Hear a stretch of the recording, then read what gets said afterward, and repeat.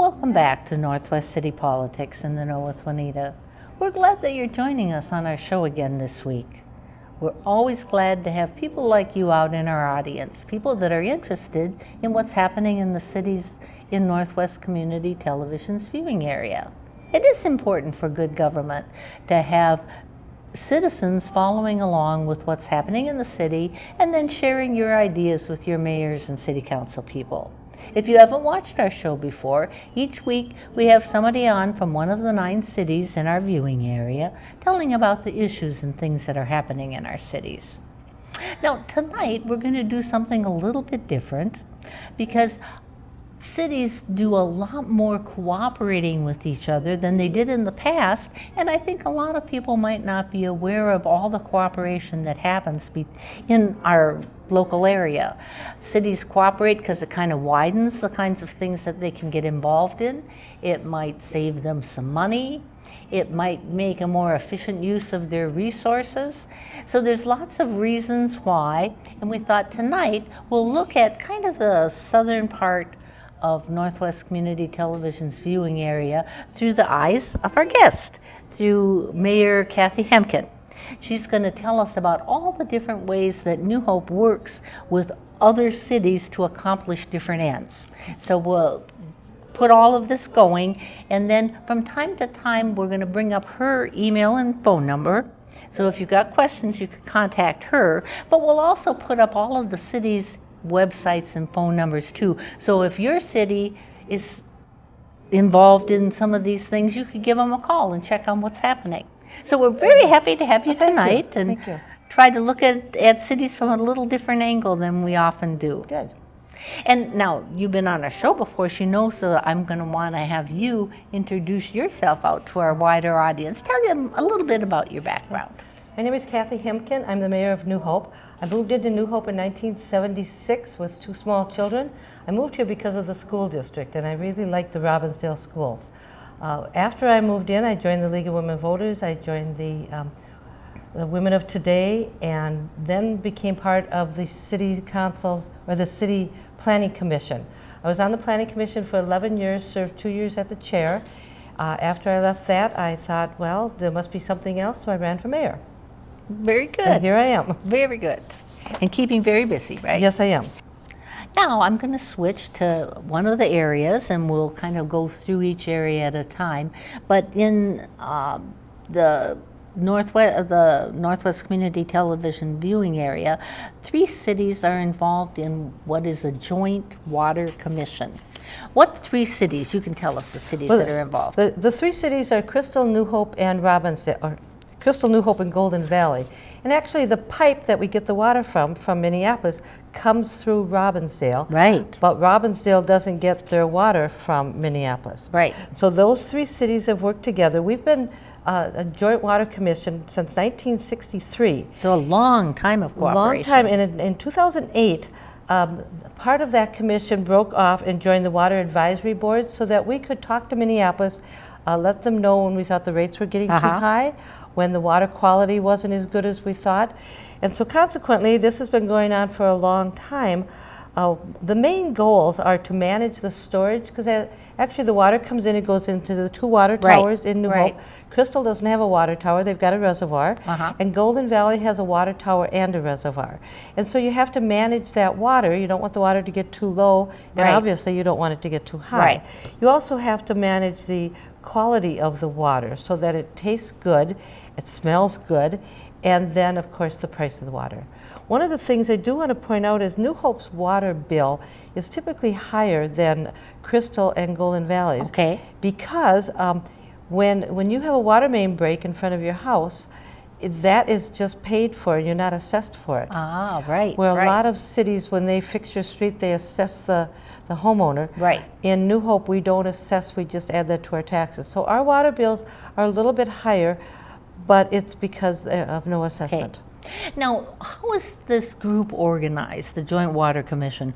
How is it run? Who makes the decisions in it? Well, there are advisors from the Joint Water Commission, which is actually made up the city councils and the city managers.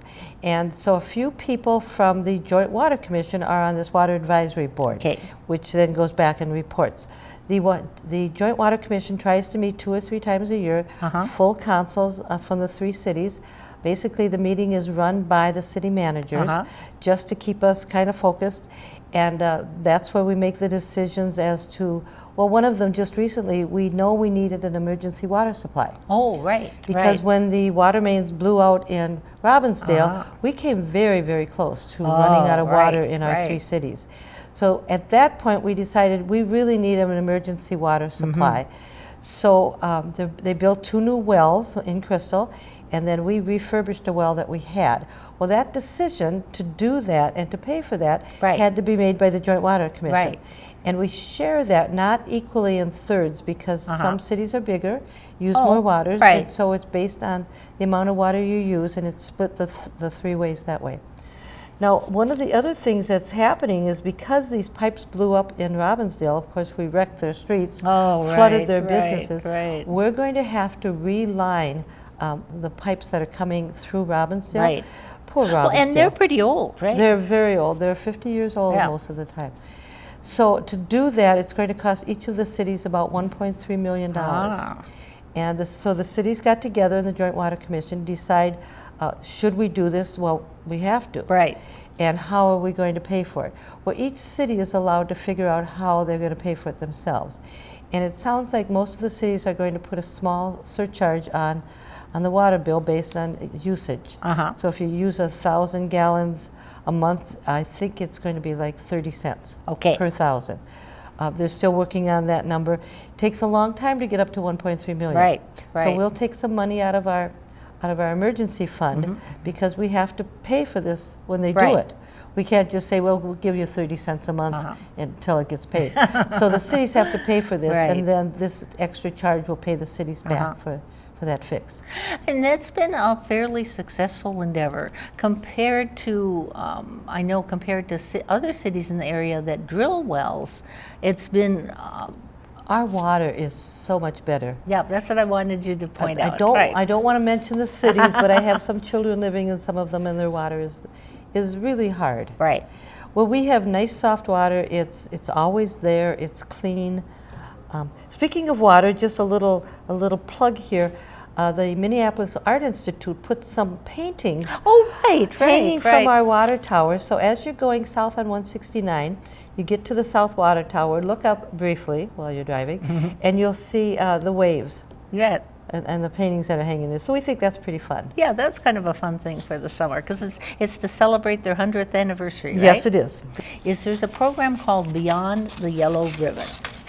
And can you, because you've been involved in this whole process kind of from the beginning. I know Julie Deschler from Crystal, it was really the impetus to get it going. But can you tell us a little bit about what this program wants to accomplish, and then what cities got joined together to work on it? The whole idea behind the Yellow Ribbon is to help service members' families. The servicemen get a lot of services, but it's the families that sometimes need services, and maybe they need something as simple as a water heater replaced. And the wife and the kids are home, and the water heater goes out, and the guy is gone. They don't know who to call. They call Beyond the Yellow Ribbon. We have a bunch of organizations that are part of this. Churches, schools, community groups like the Lions and the Women of Today. These groups are all part of this network, and when we get a call that says we need some help, then we will engage this network to step up. Well, when we first started thinking about this, we realized that each of the cities is about 20,000. Robbinsdale's 13. So they're about 20,000. If we join together, we would then have a block of 80,000 people to draw on. And so the 4 cities, Robbinsdale, Crystal, New Hope, and Golden Valley, collaborated on this. We went through a long process, a year-long process of getting ourselves accredited as a Beyond the Yellow Ribbon city. And what we had to do is contact churches, synagogues, to make sure that they were involved. And then contact the schools and got them on board. And the civic organizations and the cities themselves and the VFWs, and it was a very lengthy process. And once that got all done, then it was all sent in, and this board would look at it and then proclaim us to be a Yellow Ribbon city. That was done about a year and a half ago. One of the things that we had happen just recently that really is special. A serviceman called from Afghanistan and said his father is in a house. They can have somebody clean the house up for sale, but the garage is full of stuff. Right. And he didn't know who to call, how to call. He's over there. Right, There's no other relatives here. He called Beyond the Yellow Ribbon. We called Allianz, and they gave us a dumpster. We made a call and said we need volunteers. We got about 50 volunteers. We cleaned out that garage in one day and fixed it all up, and then called the guy back in Afghanistan and said, job is done. So that's the kind of thing Beyond the Yellow Ribbon wants to do. And I'm really proud of what we're doing with that, and we're making really good progress. If somebody wants to call, you'll have the phone numbers on the screen of Julie and a guy named John. Okay. And they can call those phone numbers and talk to a real live person. And that real live person, if we can, we will help you. And then I think I've talked with a few people that said they would like people in the community to watch for people that need help, because sometimes people don't feel like, oh, maybe I shouldn't ask, or that you want people to keep their eyes open on people that Absolutely. Both military families, but also veterans too, yes, right? Yes, absolutely. Because in the schools, we cannot ask that question. We can pass out Beyond the Yellow Ribbon brochures to all the children, but we cannot ask if they're a military family. And if you happen to be living next door to somebody and that grass is getting high, and you know that maybe the lawnmower is broke and the wife or husband is in the military and they need some help, that's when you call.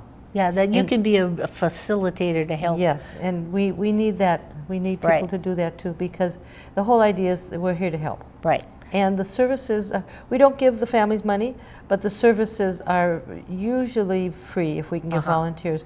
Once in a while, like the water heater, they had to buy a water heater at cost.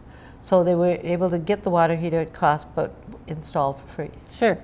So that's a big deal. So it's a really good resource, but it's also good to have all 4 cities working together on it. Yes, yes. And this group can use volunteers too, right? Always. There's 2 kinds of volunteers. If you know that your business would like to have a volunteer day, you can call these numbers on your screen and we can set up a volunteer day, because we have people that need ongoing help. Right. If you're an individual that wants to volunteer, again, call us and let us know that you're available. We'll put you on the list, and when we need you, we'll call you up. And another one that goes back a few years, not as far back as the Joint Water Commission, is the West Metro Fire and Rescue Department, and that's with New Hope and Crystal. Right. And when did they decide to merge together? 1998. Okay. And partly what happened is the 2 fire chiefs, one passed away and the other one retired. And it seemed like the best time to do that. There's actually 3 fire stations, 2 in Crystal. One's on about 54th and West Broadway, on 42nd and Douglas, and then there's one on 42nd and Xylon. When they merged, of course, whenever you merge, you're always trying to figure out what to do. One of the problems we found just recently is the daytime shifts were very difficult to staff, because it's a paid-on-call fire department. And so when you put out the call, a lot of the firefighters were at work. So they knew they had to do something, and they call it a duty roster, which means those people are full-time. So we have some full-time firefighters, but they're in different positions. So there's a chief, obviously. There's 6 assistant chiefs. 3 of them are full-time, which 1 at each station, and then 3 of them are part-time, paid on call when we need them. There's a deputy fire marshal. There's 6 administrative captains. 3 training captains are part of that. And the reason you need the captains is these firefighters need training. Oh, right. And a few years ago, we decided to do that internal training. We used to send the firefighters out. It would take 2 years to get a firefighter trained. Now it takes about 6 months, because we do it internally. We have our own trainers, and we don't have to send the firefighters out. We can get a lot more done, and it's a lot cheaper to get it done that way. And right now we have about 60 firefighters. Okay. The fire chief, her name is Sarah Larson, indicates she'd like 63, But we So they're getting close to we have what 60, they want, and right. that seems to work. And the reason we have that many is because when a call goes out, there's 20 at each station, by the way. So when a call goes out, not all 20 show up. Well, yeah, right. And so, you know, maybe they need 6 on a truck, and they'll take those 6, but you don't always get them. Some work nights, some are out pizza with their kids. Right. So there's all kinds of other things. It seems like a lot, but you need that many too. Joining the 2 fire departments, what it does is it gives us better coverage. Okay. New Hope is a long, skinny city, and we have a fire department right in the middle. Right. So if they happen to be up here at the top of the city, oh my, that's too bad if there's a fire or an emergency at the bottom. Wow. With the same with Crystal, long and skinny. With the 3 of them, we can always cover every incident, and it isn't just fires. Right. It's house fires. You know, inside the stove blows up, but it's also the rescues from the cars, rescues from somehow you got locked in a room and you can't get out, or you got an accident, stuck in the car. That's where the fire department, the fire and rescue come. So it's a very large department. They're run very, very efficiently. They split the cost between the 2 cities based on the number of calls that they've had. And so right now, New Hope is paying just a little bit more, I think 52%, and Crystal pays 48% of that overall budget. But that seems to change depending on, on the incidents.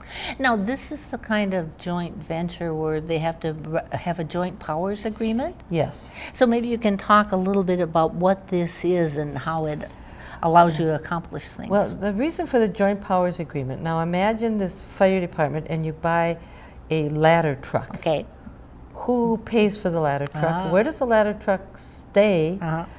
I mean, it seems like silly things, but somebody's got to store the ladder truck. Right. And so with this joint powers agreement, they also deal with the pension of the firefighters.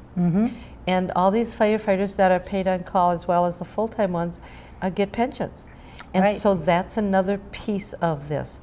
A few years ago, and I can't remember what year it was, maybe 05 or 06, there was a dispute between Crystal and New Hope whether or not they were going to disband the fire department. Yes, I wanted you to talk a little bit at length about how that worked its way out. Well, because it was interesting for me to watch this whole process. When you decide to split up like that, it's a legal process. Oh, right. You have to split up the joint powers agreement. Who gets the fire truck, the ladder truck? Who gets the rescue vehicle? I mean, there's all kinds of things. So early on, we knew that wasn't a good idea to split up. So both cities thought, well, let's do anything we can. Right.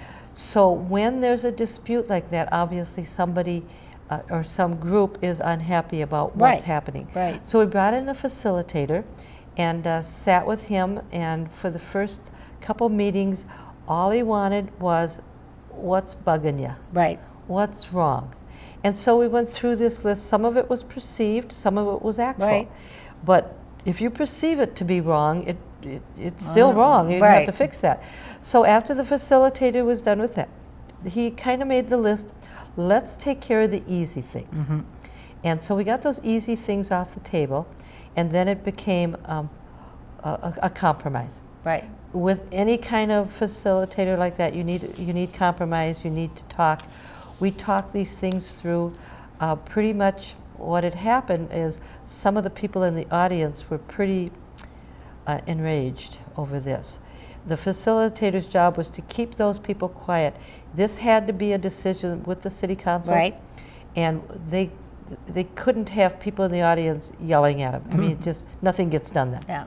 And so the facilitator managed to keep the audience pretty calm. He would ask the audience also if they had questions or concerns, and they went on that list just like the city council did, because a lot of that audience were firefighters. Yes. And so by doing that and then just very slowly, methodically working through the process, we were able to come back together. It's a much stronger fire department than it ever was. Yeah, how many meetings did, maybe 6, 8? I remember quite a few. I think there were 6. Okay. And they were very long. Right. And very tense because, of course, everyone thinks they're right. Right. And, I don't want to give up something, gee, I'm right. So it was a very slow process, and I think we got everybody cooperating. And once we came out of that and decided that we will be a joint powers agreement from here on, and so we're doing real well. So even when disagreements come up over issues where you've joined together, there is a process and a way to get back on track. There's always a process. And I thought the facilitator really did an excellent job. He did. That you sometimes need somebody outside that can always settle down the emotional part, and then to deal with.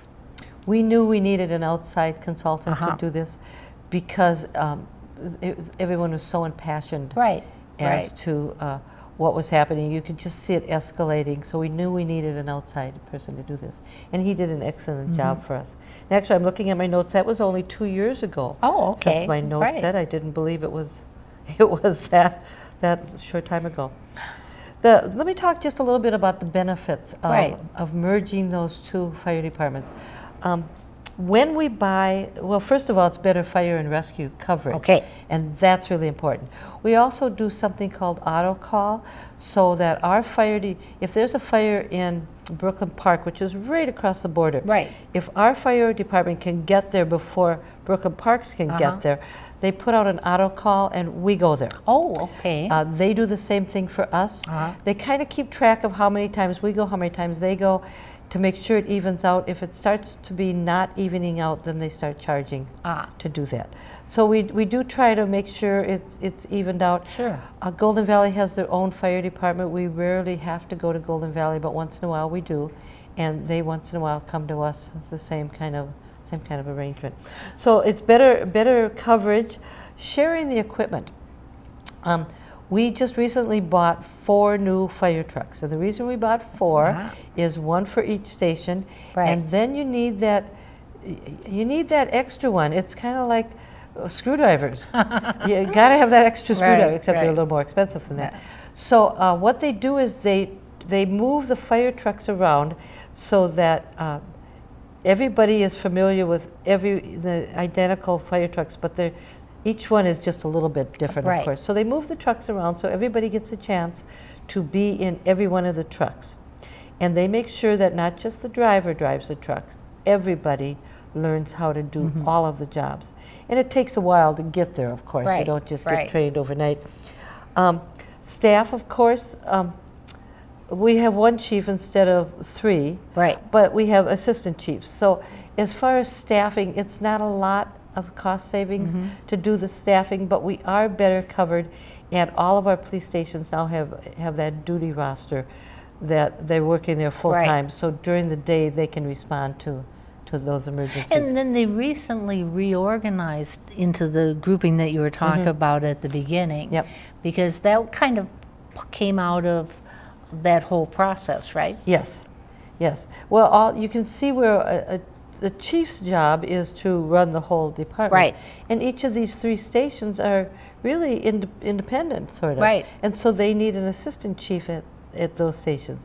And the reason you have the on-call ones is because if there's a fire and the assistant chief goes out, you'd better get another chief into that fire department to manage another disaster if it happens. So the whole thing with the fire and rescue is to be ready to manage an incident all the time. And that's an expensive proposition, but quite frankly, I like the idea, knowing that they're there and they're ready to respond when you need them to respond. And then Brooklyn Park did look into if it would be helpful to make a larger department.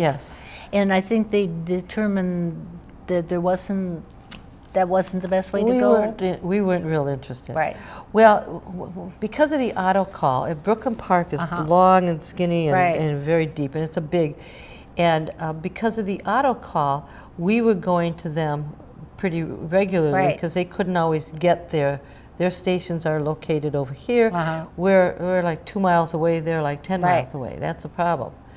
And so they thought, well, maybe if we combined all of this. we felt that that would diminish from our response time, and chose not to do that. There's cooperation too, like in the park and rec departments. Oh, well, first of all, the police department. Okay.